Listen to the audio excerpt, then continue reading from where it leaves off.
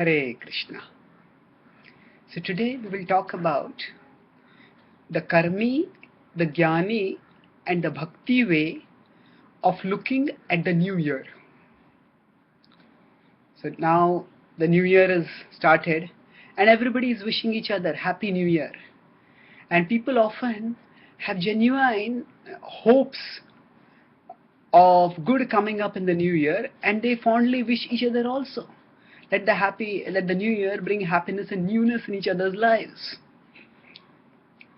Now how do we, when we look at the wisdom of the Vedic scriptures, understand this festival and this feeling basically? So in the Vedic scriptures there are three approaches that are described. There is the Karma Marga, there is the Jnana Marga, and there is the Bhakti Marga.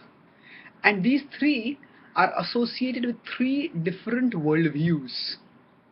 So what are these worldviews? The Karmi worldview is that this world is for our enjoyment. And just by doing some things better, we will be able to enjoy. Till now we may not have got so much enjoyment, but there is so much enjoyment out there available. All that we need to do is just go out. Just do a few things and then we will be able to enjoy. That is the Karmi way of enjoying the world. Karmi way of looking at the world. Now, in the Karmi also, we will not go into technicalities here. There is the Karmi and there is the Vikarmi. Karmi means the person who does Dharma, Artha, Kama and Moksha. A person who religiously wants to do right activities and thereby get material enjoyment.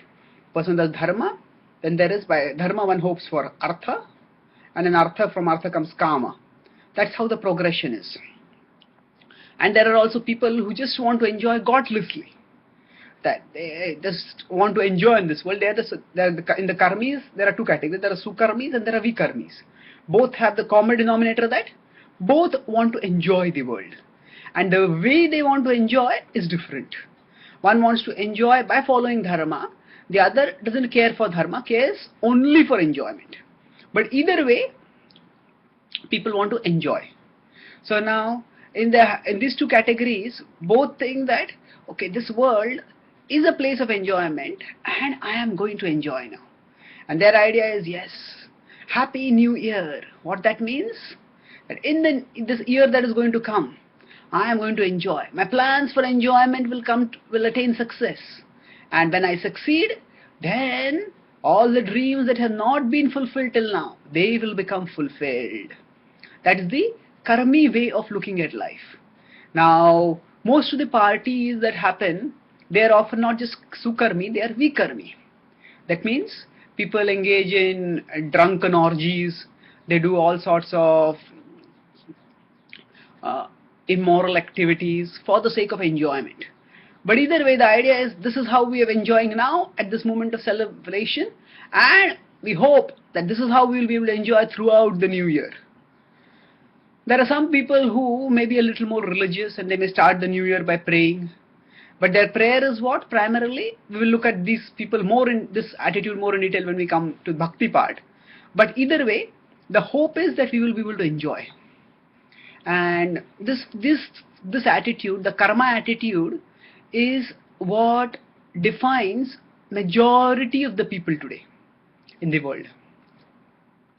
Even scientists are actually, or even those who rely on the products of science, that is technology, and those who develop these products, that is the technologists or even the scientists who are involved more in applied sciences, so they are also more in the category of karma than on jnana. Why? Karmi is not just defined by the activity, but also the mentality. And that mentality is that we want to enjoy this world, and by our plans and schemes, we will be able to enjoy. Most of the sciences, and especially the technologies that have grown from the sciences, are based on this belief that the enjoyment that we have not had till now, we will be able to have once we have adequate power and technology. So science and the scientific applications, they are basically designed to fulfill the Karmi worldview's hope and longing, that is to enjoy in this world. So nowadays the New Year celebrations may be broadcast using high technology and they may be spread everywhere. and people may want to enjoy through those technologies, and they watch others how they're enjoying through those technologies. So this is, even science is also a part of the Karmi way of looking at it. Now unfortunately, many people find that the new year turns out to be an anticlimax. They hope for enjoyment, but afterwards what happens? Oh, the same day goes on. We wake up in the morning, we have to do the same activities again, the same waking up, the same responding to nature, the same battling with the traffic, the same dealing with the problems of the world. So we see that the new year doesn't change anything. The world goes on and life goes on. Externally, the world provides us the same similar kind of problems. Internally, our own mind presents us similar kind of problems. So often the Karmi way of looking at a world and hoping for enjoyment turns out to be a bitter disappointment, an anticlimax at best. Sometimes in the hope of enjoyment, people may even do such daredevilish things that it ends in disaster also. So that is the Karmi way. Now the Gyani way is to be utterly skeptical, to be dry, intellectual. And somebody may say, oh, what is there to be happy about? What is the Happy New Year? If you consider the cosmology, then the earth is at one, the sun is at one place. From the modern scientific worldview, the earth is going around the sun. And if you look at the earth going around the sun, what is so special? It is just at different positions, and it doesn't stop at any position. At all the positions, it just keeps moving round and round and round. So, from the point of view of the earth's motion, no position is especially special. Maybe certain positions are special because they are equinoxes or solstices, but they are more concerned with other cosmological interactions with other bodies in the cosmos. But from the point of view of the annual year that we celebrate, no position of the earth is special. So that's why in a circle, how do you say one point is a starting point or ending point or anything like that? It just goes on. So from the point of view of the earth's position in its revolutionary orbit around the earth, no position is special, and that's why there's nothing special about the new year intrinsically. It's just another day in the calendar. It's just another position on which the earth is in its orbit around the sun, and the earth has come to that position millions of times in the past, and it will come again also in the future. So what is there to be excited about? How is the earth going from one position to another, or returning to a position which it had 1 year ago? How is that suddenly going to change things? How is that going to make things happy? How is that going to make anything new? The earth has already been in that position before, and the earth has already charted that position gone through that position and charted that path many times. So how is it going to bring anything special? And therefore, there is no need to get excited about it. And this whole thing is a complete hoax. And this attitude of trying to detach oneself utterly from the world, because nothing of the world is special. Now, this is also taken by some traditions to reject all festivals, in fact, all celebrations. So some people say, what is the use of celebrating even birthday? We have had so many lifetimes that if we look back at all the incarnations that we have had in our past, then practically every day could be a birthday and every day could be a death day. So there's no need to get excited about it. So this Gyani way is that anything which excites emotions, that has to be pushed away, that has to be neglected. I just look in a critical, scrutinizing way and reject whatever causes emotions. And under the cool, clinical, critical, detached vision, reject anything that causes emotion, and that way stay utterly unfazed by anything material. And by rejecting all material emotions, one can attain peace, shanti, shanti, shanti. So the Gyani way is the way of rejecting the whole New Year celebration as just so much hoopla over nothing, as just so much bravado, as so much excitement and so much hype about something which is inconsequential. And some people respond to the New Year celebration in this way, And to some extent, they are also true. That there are many companies which just make a merry business out of the celebrations over the New Year, and often they also increase the hype of the celebration so that people will purchase more, and that's how they will be able to earn more. So New Year cards is one thing. We may give cards to our loved ones and wish them good, wish them well, and that is one thing. But beyond that, it often becomes a whole industry where people just chase after things and purchase them in the occasion of the New Year, not just to give as gifts, but also New Year purchasing splurge is there, and then people get fleeced. So to some extent, being a little not so carried away by emotions about the New Year may be good. So the Gyani way of looking at the New Year can be good if it saves a person from becoming excessively carried away and victimized by emotions, by undue emotions, unrealistic hopes, which are going to be dashed, and before they are dashed, which may be exploited by others. Now the Karmi way also has its virtue, because life, we cannot live in life without hope. You take hope away from a person, and that person may well become a monster if that person lives at all. Just as we need light, we need heat. Of course, we need light in the form of energy, at least sources of energy through which we get food, we get water, we get air. Just as we need these, similarly, we also need hope. Without hope, a person has no reason to wake up in the morning and walk through life. So we all need hope. And the troubles, the obstacles, the reversals of life can sap away at our reserves of hope. It can sap away, and it can make us feel, what is the point of living? What is the point of struggling? So we all need hope. And we all need something to look forward to, and something which will help us to make a fresh beginning. And the New Year offers that hope. So even the Karmi way, if it infuses hope in people who have lost hope, it also has some virtue to it. Now, the path of bhakti is the balance medium between Karmi path and the Gyani path. If we consider a pendulum has two extremes. One is, at one extreme, one thinks that is karma, and the other extreme position is jnana, and in between is bhakti.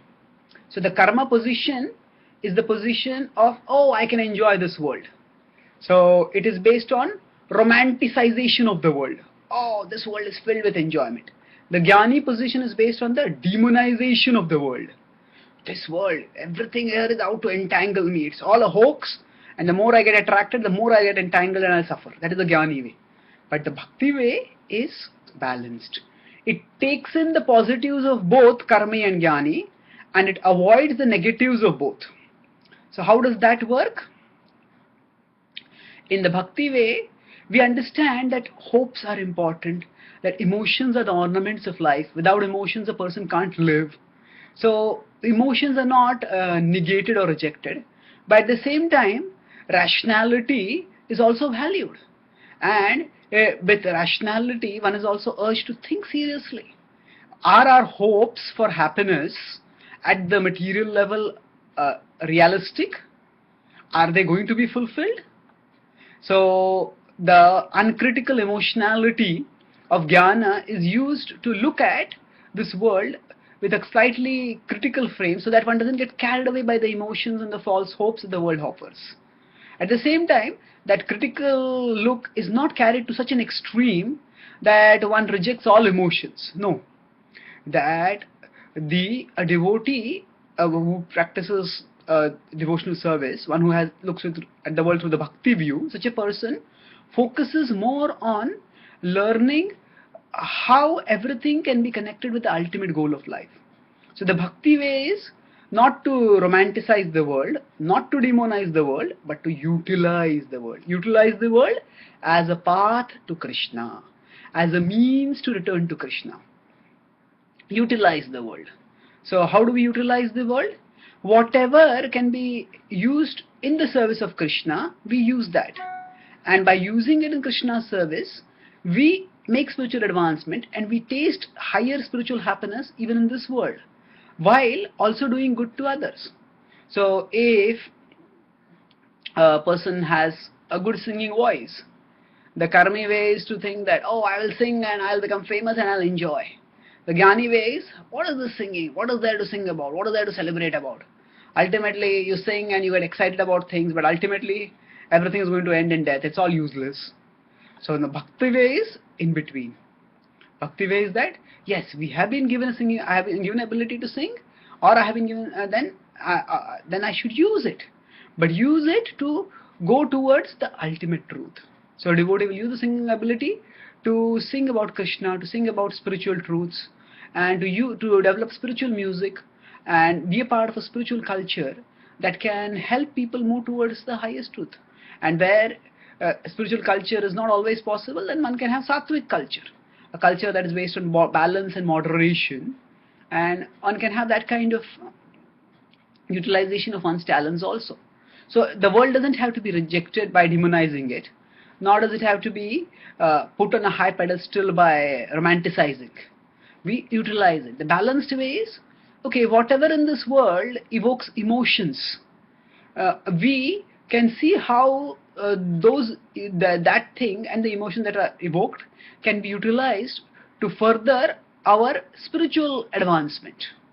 So on the Happy New Year, a devotee thinks, okay, what is actually new and what is actually happy? What is actually that which brings happiness? So the truly new thing is, actually it is Krishna who is truly new.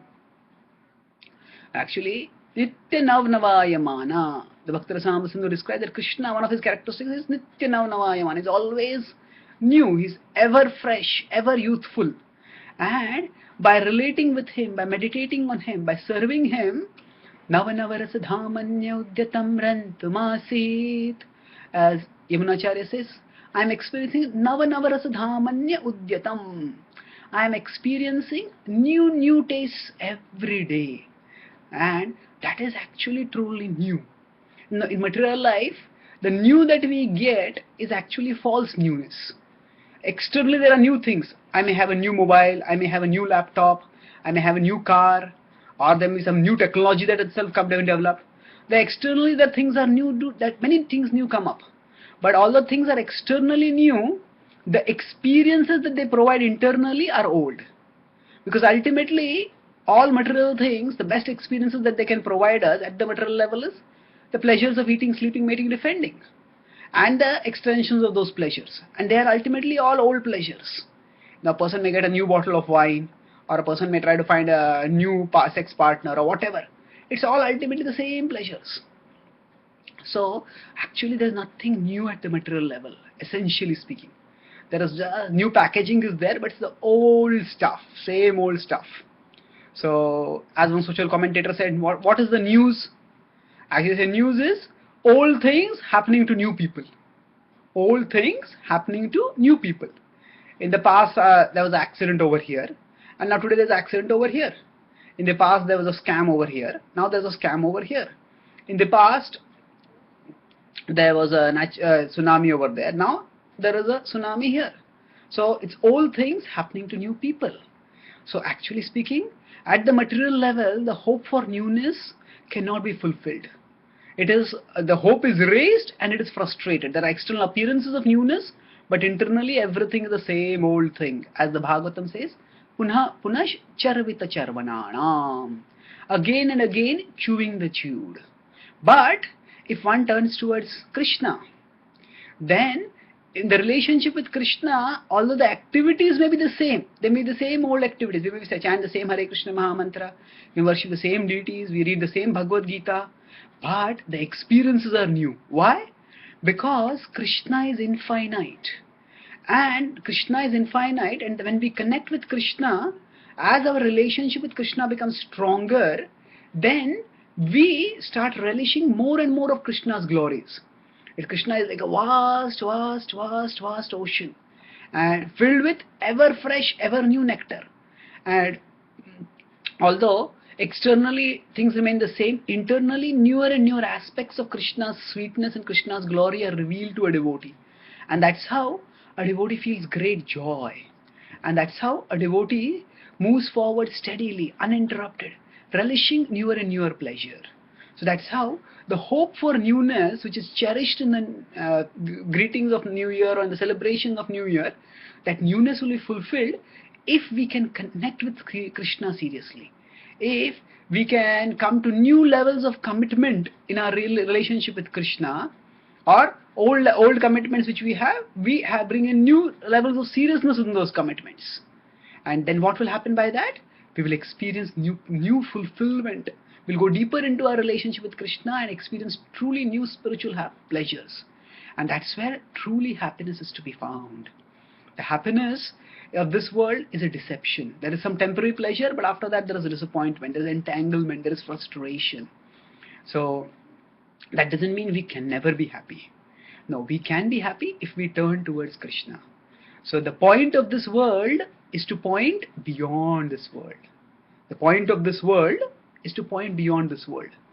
The point of this world means whatever happens in this, actually it is a reminder, it is a pointer to the ultimate reality that is beyond this world.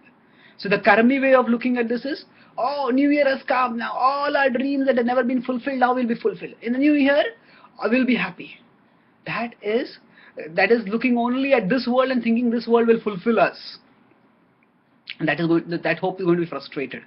So if we think that the point of this world is only this world, then we'll be frustrated. On the other hand, if we think the point of this world is to just reject this world entirely, and then we don't know anything clear about what is there in the next world and how that is to be achieved, then our life will become filled with dry abstinence. We don't celebrate anything, we don't enjoy anything, and our life is just dry in the name of being philosophical and intellectual and Gyani. And it's a very unemotional, unexciting, unfulfilling way of life. So that does not have to be a devotee's way of looking at things. So when we offer Happy New Year wishes to others, or when we receive Happy New Year wishes, we don't share those unrealistic hopes of becoming happy in the New Year just by itself. But at the same time, we recognize that it's a natural human longing, that the joy that has eluded us, that it will come to us. And when people are wishing us or we are wishing others, we don't have to be skeptical. Yes, we can have genuine good wishes for others, and we can also receive others' wishes which are given warmly, sincere, cordially, genuinely. We can accept them, and we can spiritualize them to the extent people are eager to hear. To that extent, we can also say, if we really want something new, let's do something new. Take our spiritual commitment to one level higher.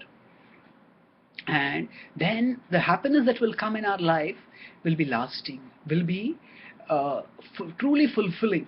So if we connect with Krishna, then everything of this world, even the New Year celebration of this world, the point of this world is to point beyond the world. Yes, we focus seriously on our bhakti, and we use the things that we have, we use the resolutions that we make, we channelize the emotional energy that is generated by the hopes and the expectations generated by the New Year, and we utilize them to take our seriousness in the connection with Krishna to a higher level. Now, in my book on recession, adversity or opportunity, I quoted about how there are surveys which have been done about how many people are able to keep their resolutions on the New Year, and what is the best way to keep the New Year resolution. So there was an article in New York Times about 4 or 5 years ago, and it was found that generally religious people are more likely to be able to stick to their resolution. So their idea was that a comparison was done from the 1920s onwards till almost 2010 about how people measure on the willpower index. So there are non-religious secular people and the religious people, and it was found that in general, whether it be in terms of abstinence or in terms of persistence. Abstinence means not giving up the things which are undesirable, and persistence means going on with things which are desirable. On both these scales, abstinence and persistence, it is found that the non-religious people had lower scores and the religious people had higher scores. And not only that, if the non-religious people chose to become religious, then their scores improved. That means if somebody wanted to decided in the next year I am going to give up smoking, then if that person was a non-religious person, the success rate was very less. But if that person became religious and then with a religious commitment also made a commitment that I'll give up smoking, the success rate was much higher. Or on a positive side, somebody decided, now I'm going to exercise regularly every day. So the capacity or the success rate for the religious people was much higher and then for the non-religious people. So the article concluded that if you want to keep your New Year resolutions, add one more resolution. What is that resolution? The resolution to increase your spiritual commitments. When we increase our spiritual commitments, we connect with God. And when we connect with God, His supreme strength comes to us. And by that strength, we become boosted. And then we can keep many other commitments also. We can keep many other commitments because we will have the internal strength, the internal willpower, the internal wisdom, which comes by connection with God.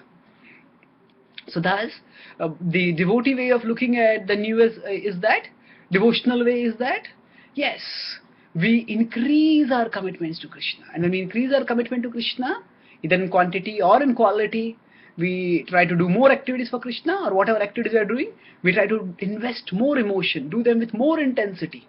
And when we do this, we will find that actually there is a great satisfaction that comes.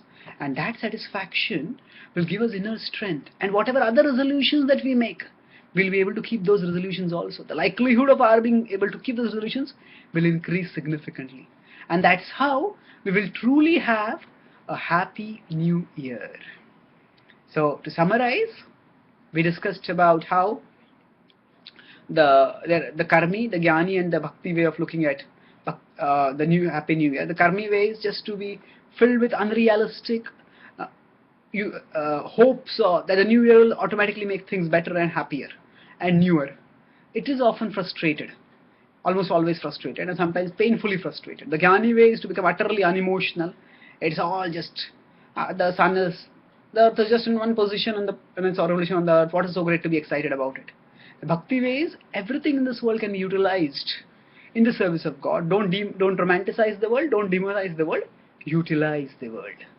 And for that purpose, if the new year brings hopes, it draws up out the emotional energy, then we utilize those hopes and this emotional energy to intensify our relationship with Krishna. Because we'll get spiritual strength by that, and we'll be intensify our commitments to our other resolutions also. And in this way, our new year can become the upcoming year can become truly new and truly happy. Thank you very much. Hare Krishna.